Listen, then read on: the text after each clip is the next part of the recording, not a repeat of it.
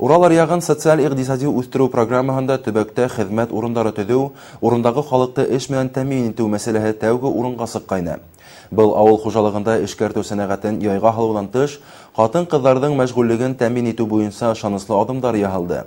Әбиәлил районында яшәүче инвестор Линара Захитова Баймак, Елайыр, Әбиәлил райондарында теген предприятиеларын сафка индереп, 900-дән ашу эш урындарын булдырды. Ләкин был цехтар әле тулы куәттә эшләй алмай. Сәбәбе эшче көчләр юк. Тулырак безнең киләһе материалда. Бынан берничә ел элек теген предприятиелары райондың 5 авылында әйәй көндәре Баймак калаһында асылды. Уның өчен инвесторга бихисап ташландык биналарды төзекләндерергә һәм яһазландырырга тура килде. Күрше райондарды кушканда был цехтарда асу өчен генә 120 миллион һум акча тотынылган. Ләкин ни галәмәт 200 урынлык эш урындары буш тора. Юмаш авылында һәм Баймак калаһындагы цехтар бөтенләй ябылу хәлендә. Уның төп сәбәбе эшче көчләр юк. Булгандары ла эш шарты һәм хезмәт хакы менән риза түгел. Ошыга тиклем Юмаш авылында эшләп бүген ошо сәбәптәр аркаһында мәҗбүри киткән тегенчеләр кире предприятияны асу ягында. Мен әйтә алмыйм, кызлар эшләмәделәр. Тырыштык. Ошолардан килеп тә әйттеләр, ятып та эшләп карадылар, шунда yoklап та эшләп карадылар. Иратларда сыкты бит, яшь иратларга ла эш бар нимә эшләп. Әгәр менә ул бөтәһле теге эшчелектән шул баягы башлана инде, тәртипсезлектән иде.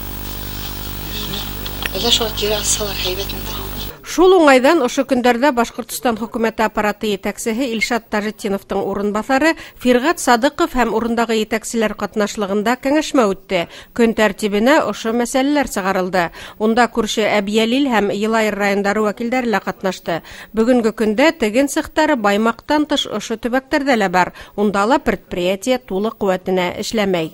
Башлаганда 20-25 кеше булгайны. Хәзер где-то 15-18 кеше. Шулай колебаться инде. Кәме пара ни өчен? Кәме пара текущий скоп. Киләләр дә эшләп карайлар да, уйлайлар бит инде. Нәмә дип, анхат кына эшләп китеп, аксаны эшләмәйсә генә алырга дип тә может, ондай эшләр кирәк. Бик эше мәшәкатьле бит инде, и зарплаталы издельный. Шуңа карап булар кеше беләдер, аклатмак нәмә һәм юбмагас, эшләп калар, көмә һәм может эшләй алмайлар. Эшләй алган кешеләр эшләйләр инде. Тырышып, нитеп эшләйләр. Когда поднимался вопрос о женской занятости в Заурале, нам, на счастье, благодаря тому, что мы, наверное, так сильно желали, появилась Линара Шарифьяновна и ее супруг. Поэтому нам очень с вами все повезло, когда мы подписали на инвестиционном форуме в Заурале в городе Сибае инвестиционное соглашение сначала о намерениях, а потом мы его претворили в жизнь и мы подписали инвестиционное соглашение.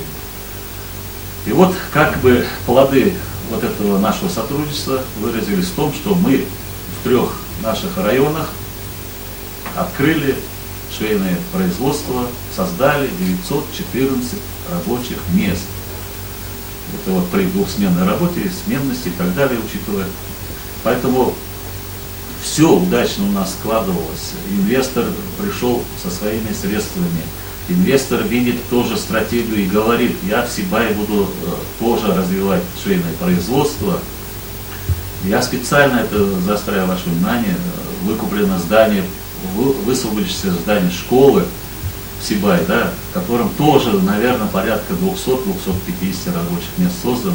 Почему я это подчеркиваю? Потому что вы задумались бы о том, что переток может быть кадров туда.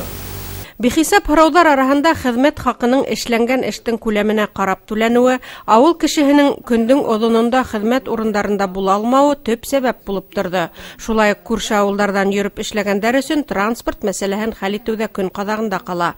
Ләкин был медалдың икенче ягы. Бүген инвестор хезмәткәрләрнең бөтә шартына ла риза, тик эшкә генә сыккандар. Шул ук вакытта авыл ерендә яшәгәннәрнең менталитетын үзгәртүе еңел түгел. Һуңгы елларда үҙаллы йөҙөүдә яшәгән яки эшләмәй өйрәнгән кешене кире хезмәткә егүе үтәле авыр. Әле эшләйм дип ең һызганып торгандары ла хаклы ялдагы совет усырында эшләп өйрәнгән апа-ягайдар. Да, работать можно, работа нужна, работа в деревне обязательно нужна, потому что и мужчины, и вот женщины Они без работы, ну как? Ну деревню надо поддерживать, надо создавать действительно рабочие места, конечно. Пойдут работать, но самое, что нас бьет, это зарплата. Работа очень нужна, товарищи, очень. Деревня должна быть работа, деревня уже вымирает, там работы нету. Мужики на вахте, вот женщины вот такие вот, наши дети выросли, мы дома сидим, не знаем, что делать, чем заняться. Бүген был мәсьәлә үз актуальлыгын югалтмаган. Булган эш урындарын хаклап калу, уның төрле варианттарын эзләү, урындагы һөнәрчелек училищеларынан практикага яшьтәр ялеп итү кебек тәкъдимдәр яңгыраны. Ябуы еңел, асуы анһат түгел. Был һорау артабан безнең дә игътибар үзәгендә каласак.